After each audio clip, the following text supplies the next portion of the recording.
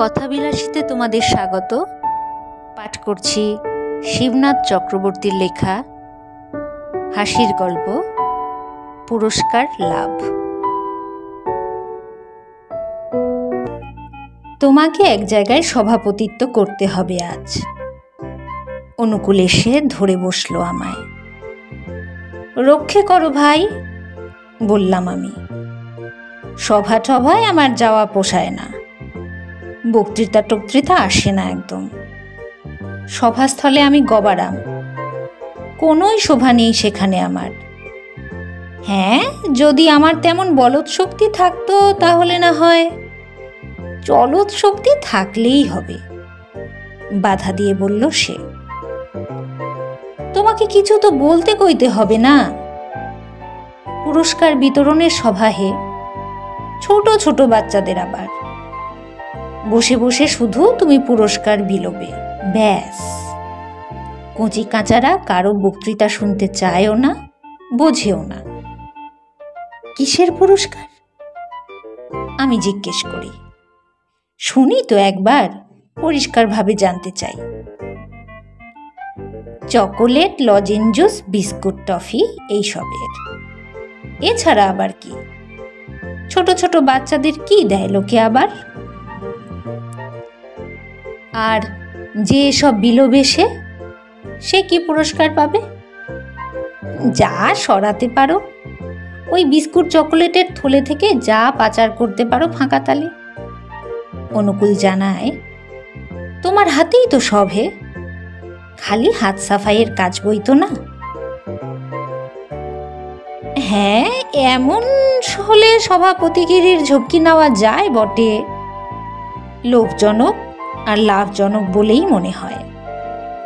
ভেবে দেখলে আমি যেমন চক্রবর্তীতে তেমনি চকোলেটেও।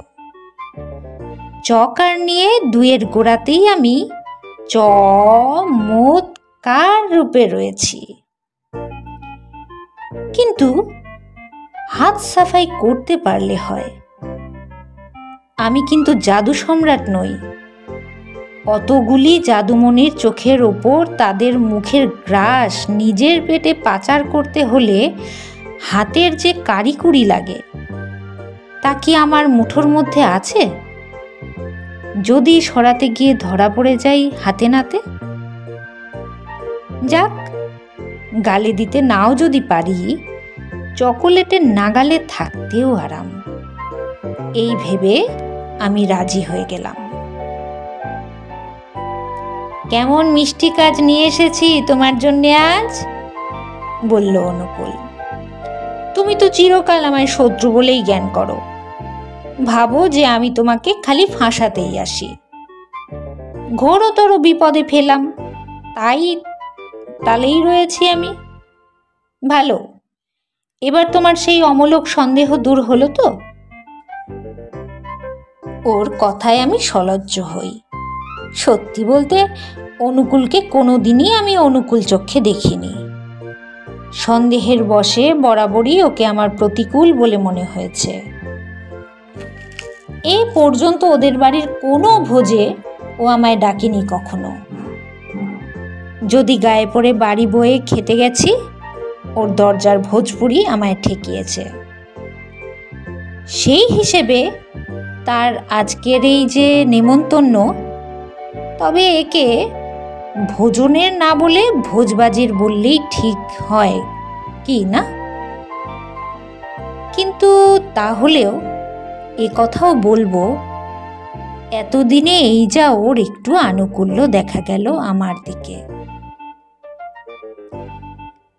আচ্ছা, তুমি তৈরি হয়ে নাও, বলে ও চলে গেল।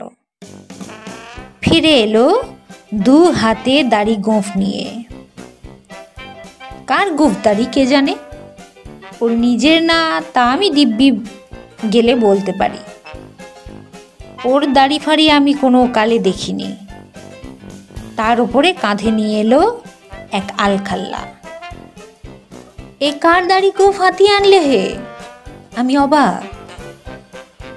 ওহো, তোমায় বলতে ভুলেছি, যার সভাপতিত্ব হবার কথা ছিল তিনি হচ্ছেন এক রায় বাহাদুর। ভদ্রলোকের হঠাৎ আজ অসুখ করেছে বলেই তোমায় নিয়ে যাওয়া হচ্ছে তার জায়গায়, বুঝেছ? বুঝেছি, কিন্তু তোমার ঘাড়েই আলখাল্লার বোঝা কেন? সেই রায়বাহাদুর, তিনিই আলখাল্লা পড়েন। তার উপরে তার দাড়ি গোঁফেরও বাহার আছে। সভায় তোমার সেই রায়বাহাদুর হয়ে যেতে হবে কি না?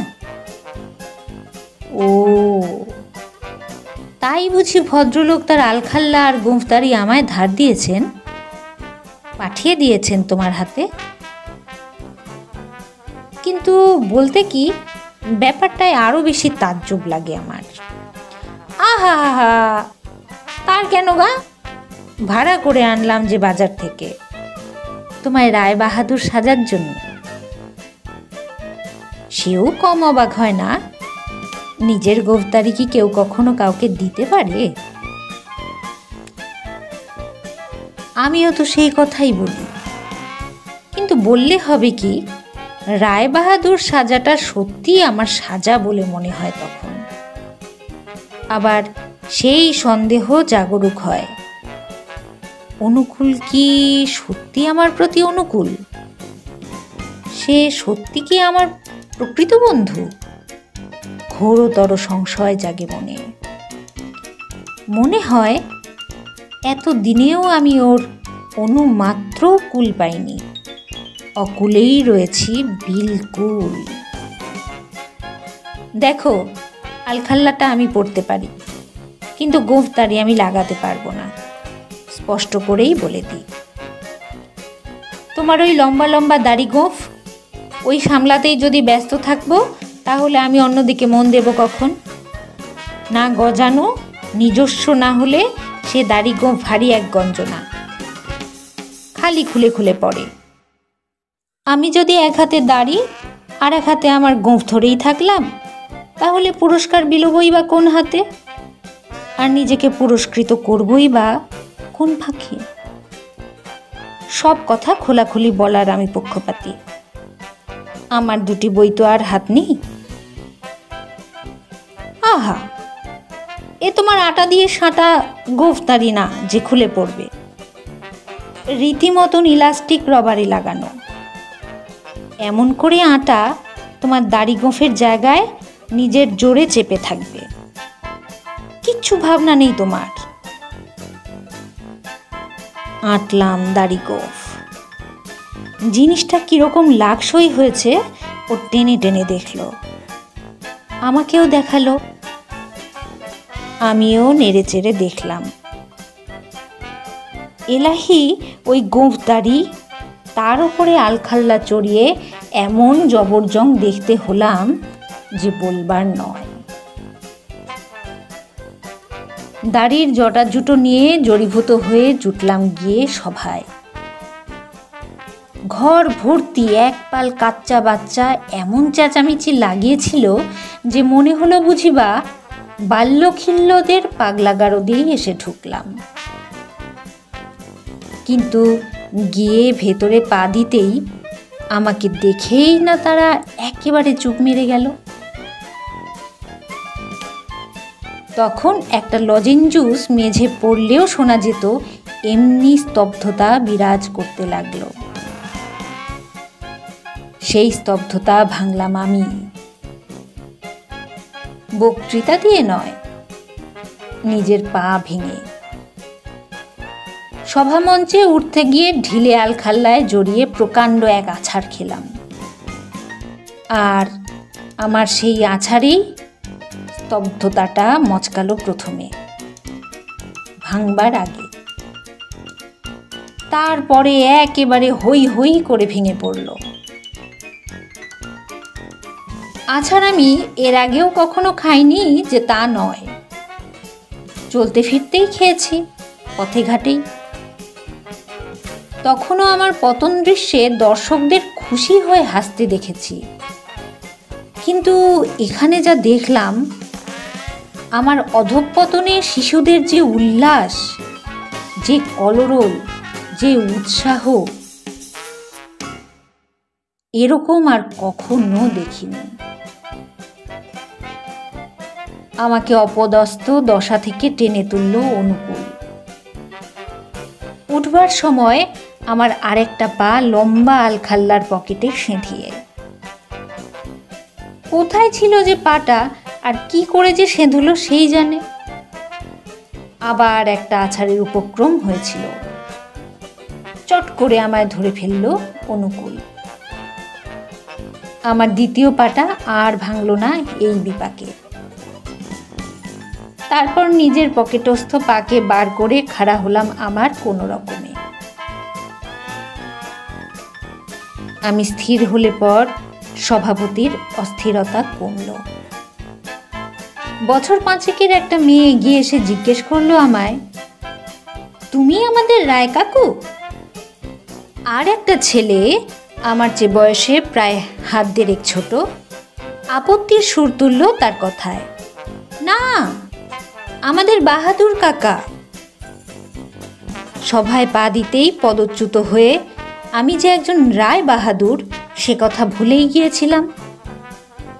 এখন ওদের একজনকে রায় দিতে এবং আর একজনকে তার প্রতিবাদ করতে দেখে নিজের বাহাদুরির কথা আমার মনে পড়ল।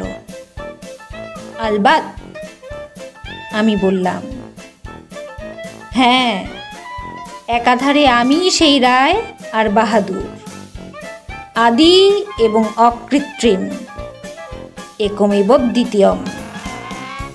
এখন বলো তো তোমরা কি চাও? কি দেব আমি তোমাদের?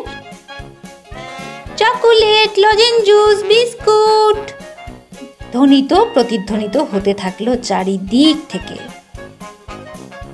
সমস্ত মুখ থেকে উন্মুখর হয়ে উঠল একেবারে। অনুকূলের কাছ থেকে পুরস্কারের থলেটা নিলাম, নিজের হাতে নিয়ে বললাম, নাও, একজন আমার কাছে এসে হাত পাতো, হাঁ করতেও পারো। বলতেই তারা হাঁ হাঁ করে এসে পড়ল। আমার ধারণা ছিল এতদিন ধরে রেশনের দোকানে আর সিনেমার টিকিট ঘরে লোকের ষাঁড় বাঁধা দেখে দেখে নেহাত শিশু হলেও এদেরও মগজে তাদের সারাংশ সিঁধিয়েছে একদিনে। এরাও কিউ বেঁধে একে একে এগোবে। কিন্তু আমার আহ্বানে তা না হয়ে সবাই একসঙ্গে ঝাঁপিয়ে এলো। রাগবি খেলার বেলায় ঠিক যেমনটা দেখা যায়। আমি একটা মাত্র চকোলেট বার করেছিলাম একজনের জন্যে, কিন্তু আমার সম্মুখে 100 জোড়া হাত দেখে সমস্ত একসা হবার আগেই আমার হাতের চকোলেটটা নিজের মুখের দিকে ছুঁড়লাম। কে জানে এত হাতাহাতির পরে শেষে আর একটাও বাকি থাকবে কিনা। রায় বাহাদুরের পার যখন এত কষ্ট করে আমায় রপ্ত করতে হয়েছে, দাড়ি গোঁফ সমেত মুখস্থ করেছি, তখন এই চকোলেট তো সেই পার্টেরই অঙ্গ, সেটাও মুখস্থ করে ফেলেছিলাম ঠিকই, কিন্তু এ পার্টটা আগের থেকে রপ্ত করা ছিল না। রপ্তানি করতে গিয়ে গোল বাঁধল। তবে আটক্কা ছুঁড়লেও চকোলেটটা গালেই পড়ত গিয়ে, যদি না আমার গোঁফচোরা দারোয়ানের মতন সেজেগুজে পাহারা দিত মুখের দরজায়। চকোলেটটা গোঁফে জড়িয়ে ঝুলতে লাগলো, লটকে রইল আমার নাকের সামনে। আমাকে রায় বাহাদুর বলে যে ছেলেটা সম্বর্ধনা জানিয়েছিল সে আমার কাছাকাছি ছিল। সে হাত বাড়ালো সেই চকোলেটটা বাগাতে, কিন্তু তার ছোট্ট হাত চকোলেট পর্যন্ত পৌঁছল না, গোঁফের নাগাল পেল কেবল। অগত্যা গোঁফ ধরেই টানতে লাগলো সে, আর আমার গোঁফ তার হাতে পড়ে। গোঁফটা বাঁধা ছিল রবারের বাঁধনে মাথার পিছনের সাথে। টানাটানিতে সেই গোঁফ এগোতে লাগলো, কিন্তু আমার মাথা ছাড়লো না। টানতে টানতে চলল সেই ছেলেটা। নাছোড় বান্ধা আর কাকে বলে! গোঁফজোড়াকে তার মুখ্য স্থান থেকে টান মেরে 2.5 হাত নিয়ে গেল সে। এক অদ্ভুত দৃশ্য। গোঁফকে এভাবে মুখ ছাড়া হতে কেউ কখনো দেখেনি, তারাও না, আমিও না। কিঞ্চিত 2-5 ইঞ্চির নয়, সেই ছাড়াছাড়ি দাঁড়ালো প্রায় 2.5 হাত। গোঁফের এমন গতিবিধি স্বপ্নেও ভাবা যায় না। চকোলেটের কথা ভুলে, চেঁচামেচি ফেলে সবাই মিলে হাঁ করে দেখতে লাগলো সেই ম্যাজিক। আমিও হাঁ করে দেখছিলাম। হাত 2.5 টেনে আর টানতে পারল না ছেলেটা। গায়ে আর জোর থাকলে তো। ছাড়ান দিল আমার গোঁফজোড়াকে। সেটা তখন তীর বেগে এসে লাগলো আমার নাকের গোড়ায়। সেইখানেই জমালো। গোঁফ থাকলে সাধারণত যেখানে জমে। গোঁফের ধাক্কায় চোখে আমি অন্ধকার দেখলাম। মনে হলো যেন আমার মাথাটা 2 আধখানা হয়ে গেল। কান দুটো ছিঁড়ে পড়ল পটাশ করে। দাঁতগুলো যেন খান খান হয়ে গেল হঠাৎ। চোখের সামনে চারধার থেকে মিশ কালো মেঘ ঘনিয়ে এলো। সেই মেঘের কুয়াশা ভেদ করে অন্ধকার কাটল আস্তে আস্তে। আরো একটু ফিকে হলে অনুকূলের গলা শুনতে পেলাম, যেন কত দূর থেকে সে বলছে, টিকে আছো তো? জ্ঞান হয়েছে তোমার? গোঁফের আঘাতে যে আমার চৈতন্য লোপ পেয়েছিল, তখন আমি টের পেলাম। হ্যাঁ ভাই, জ্ঞান হয়েছে, হারে হারে জ্ঞান হয়েছে, চি চি করে বললাম। জ্ঞান জিনিসটা এমনি করেই হয়। মুখস্থ বিদ্যে দিয়ে কোথাও ফলাতে গেলে প্রাণান্ত হয়ে জ্ঞান আসে। আমার দাড়ি গোঁফ বেয়ে এসব ঝরছে কি? মিষ্টি মিষ্টি গন্ধ, খেতেও মন্দ না। জিজ্ঞেস করি আমি। তরলাকার জিনিসটা তার স্বাদ গন্ধ নিয়ে আমার মুখে নাকে এসে ঢুকছিল। লেমনেড, অরেঞ্জ স্কোয়াশ, এইসব। ধারে কাছে জল তো পেলাম না, শুধু এই সোডা লেমনেডের বোতলগুলো ছিল। তোমার চৈতন্য সম্পাদন করতে ডজন খানেক বোতল ভেঙে ঢালতে হয়েছে তোমার মাথায়। কয়েকটা গেলাস ঘোলের শরবতও ঢেলেছি।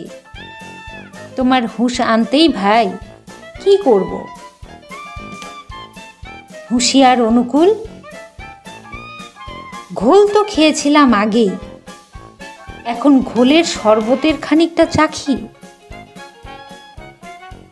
দাড়ি গোঁফে জিভ লাগিয়ে উঠে বসি আস্তে আস্তে।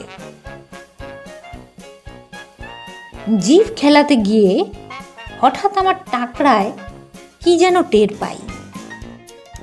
বেশ মিষ্টি মিষ্টি কি যেন। আরে, এই যে সেই গোঁফে লাগানো চকোলেটটা, কিন্তু সেটা এখানে এলো কি করে? তখন আমার খেয়াল হয়, ছেলেটা যখন গোঁফ জোড়াকে টানান্ত করে ছাড়ান দিল, গোঁফের যাতায়াতের সেই ফাঁকে ফিরতি মুখে যখন আমি হাঁ করে এই কাণ্ড দেখছিলাম, চকোলেটটা আমার উন্মুক্ত হাঁকারের মধ্যে এসে পড়েছে। আমাকে উন্মুক্ত মনে করেই হয়তো আটকেছে এসে টাকরায়। সেই চকোলেটটাই। চকোলেটটাকে ফিরে পেয়ে আনন্দ হয় আমার, এত দুঃখেও। ছেলেটার চক্রান্ত শেষ হলে পরে আর এক চক্করে ঘুরে ফিরে সে যে আবার আমার মুখের মধ্যবর্তী হতে পেরেছে, এটা তার নিতান্ত ভালোবাসার পরিচয়। চকোলেটের ভেতরেও চক্করবর্তী আছে দেখে আমার আনন্দ হয়, চেখে আরো আনন্দ পাই। এত লাঞ্ছনার পর এই যা শান্ত।